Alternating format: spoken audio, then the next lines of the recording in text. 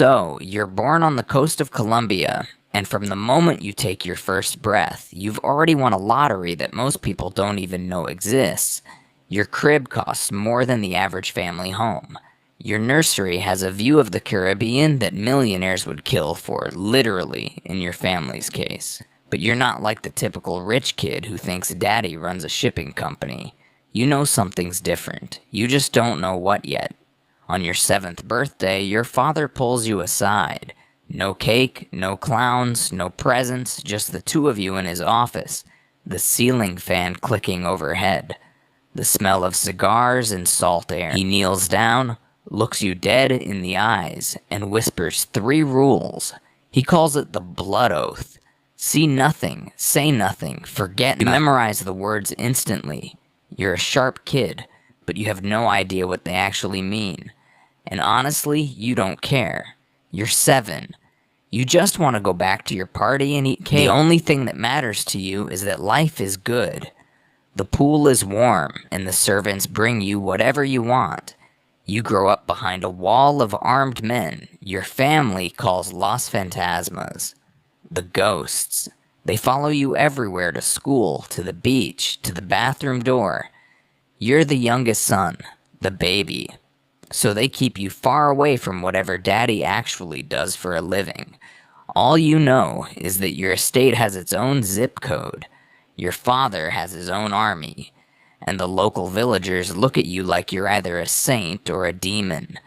You're 15 when curiosity finally gets the best of you. It's a perfect Saturday. Blue sky, calm water. Everyone's distracted by some big meeting at the main house. You spot your father's speedboat tied to the private dock. A 40-foot cigarette boat with twin engines that cost more than a commercial airplane. You want to feel the rush just once. You bribe the dock guard with a watch worth more than his yearly salary. You climb in, turn the key, and punch the throttle. The acceleration slams you back in your seat. The world becomes a blur of blue and white spray. You're laughing, screaming, feeling alive for the first time in your bubble-wrapped existence. And then you see them too late. A tiny fishing boat. A man and his son pulling nets in the shallows. You try to turn. The speedboat doesn't respond the way you thought it would. The impact is sickening. Wood splinters. Bodies fly. The fishing boat folds like paper and vanishes under the churn of your wake. You cut the engine. The silence is deafening. You're shaking, gasping, scanning the water for survivors. There are none, just debris, just spreading red in the turquoise blue.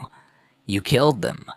A father and his son, gone because you wanted a thrill. Your brain spirals into panic. You picture yourself in handcuffs, prison, shame, your father's disappointment, but the handcuffs never come.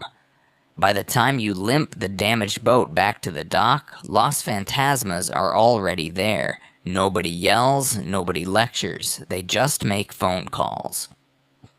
By nightfall, the Coast Guard has been paid off. The fisherman's family, Hastaswumi, has been compensated and relocated to another province with instructions to forget they ever had a husband or a father. The boat is repaired. The bloodstains are scrubbed. By morning, it's like nothing ever happened. You learn your first real lesson. Rules are for other people. In your world, consequences are just another bill that money can pay. You should feel guilty. Part of you does, but a bigger part feels something else. Something that scares you. You feel untouchable. Lately, the family business has been stable, which in your world means nobody's actively trying to murder you this week.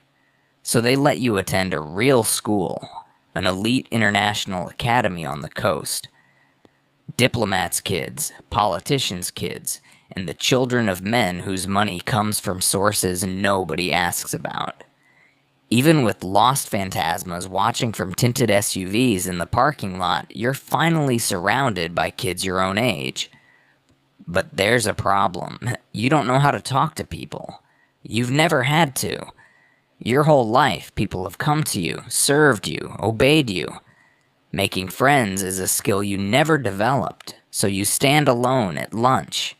No, you sit alone in class. You feel like a ghost yourself, invisible despite your expensive clothes and famous last name. Then you notice something. There's another rich kid, son of some telecom mogul, and he's the most popular guy in school. Why? Because last month he flew half the class to Cartagena on his father's private jet for his birthday party. Your